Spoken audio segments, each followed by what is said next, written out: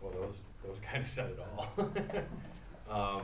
You know, we knew it would be a really challenging game for our offense, and I didn't expect it to be this poor. But you know, we even had some good looks that we missed, especially early, and I think that carried over. You know, we have some kids and maybe even as a whole that are in their own heads, and you know, we got to get over that quickly because this is not a spell to do that.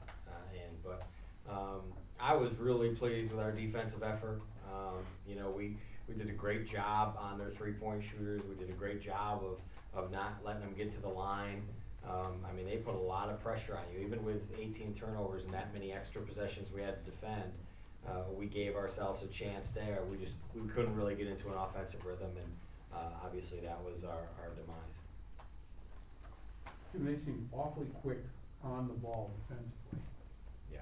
I mean, They were, and you know, there's no way to duplicate that. And that there's two things they did really well that we couldn't duplicate. They were so intense and quick on the ball, and then they could switch everything we did, and do it with a great athlete onto someone, and they could do it very aggressively. And you know, we couldn't physically prepare for that. We had some things we thought we could get. We at times went inside and had some options there, but you know, then we hurried it when we got it in there, or we took off balance shots, and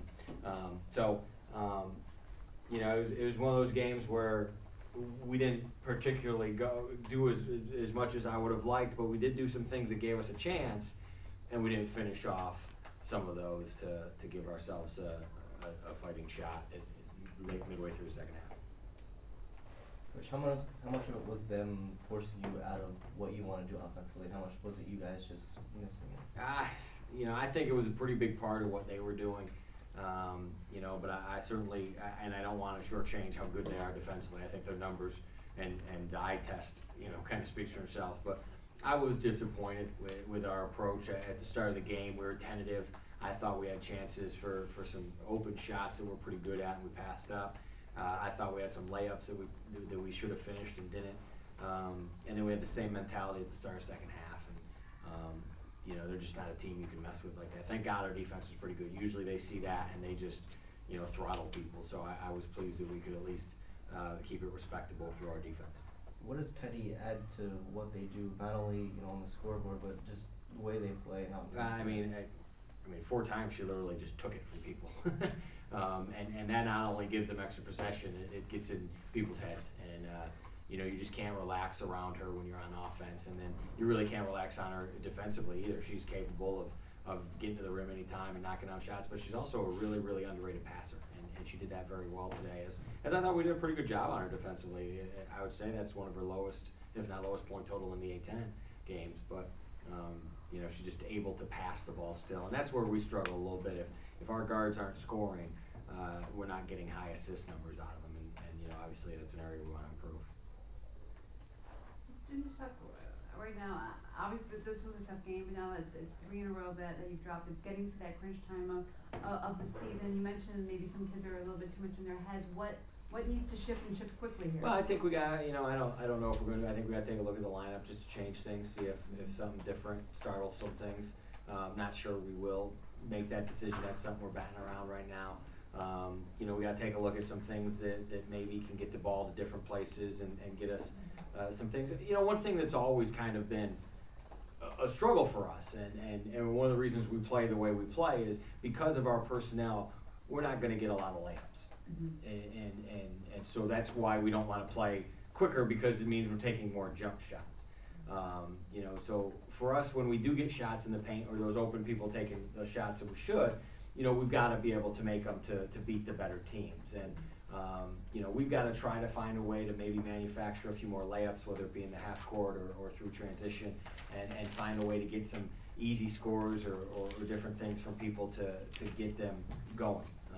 You know, we're going pretty intense in practice, and we're shooting the ball pretty well there.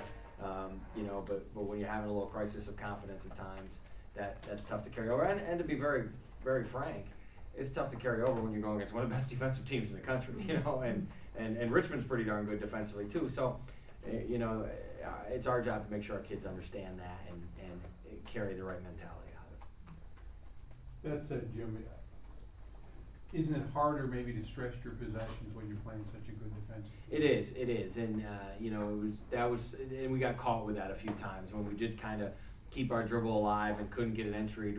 We'd pick it up and then got some careless turnovers. Again, really proud of our kids that we weren't giving up scores off those turnovers. That's a lot harder to do than it seems, and our kids did a great job with that. But you know, because we couldn't turn the corner, because we couldn't get the ball reversed, because of times we couldn't get it inside, we weren't able to do what is, you know, kind of the backbone of our offense, which is reverse the ball and be able to kind of break people down inside out. And again, they were a really big part of that. You know, you see a team early in the year. West Virginia's a great team, but again, West Virginia's a team that they spent, you know, 2 days preparing for us. Temple's a team that, you know, Tanya spent 3 years preparing for us, watching film, getting ready, knowing what we're going to do, knowing, you know, they wouldn't let Just breathe. You know, they wouldn't let Meg get clean turnarounds. You know, they wouldn't let, you know, Chelsea get a free shot. And, you know, that's, when that happens, you know, you got to be able to make some plays out of some other things, and that's where we struggle a little bit. Are they the quickest team to play? I mean, as far as on ball, yeah. And I said this earlier to some people. I think they're the best guard group that I've seen in this league.